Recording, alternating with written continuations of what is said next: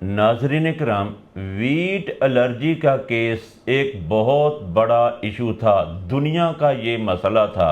लेकिन अल्लाह तबारक व तआला की रहमत से ये मसला अब मसला न रहा। इस मर्ज़ की वजह से बड़ी दुनिया नाउम्मीद हो चुकी थी, लेकिन अल्लाह तबारक व तआला ने इस बंदे गुनहगार को इस मसले के हल के लिए चॉइस कर लिया।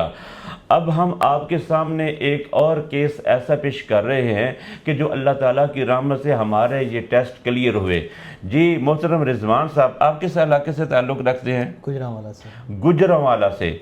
आप ज़रा कमेंट्स पेश करें, बच्चे की पहले हालत कैसी थी और बच्चे का क्या केस था और कैसे कैसे इसका इलाज हुआ? नहीं नहीं, अल्लाह का शुक्र है जी। पहले तो इसको मोशन आते थे जब भी कोई चीज़ खाता था।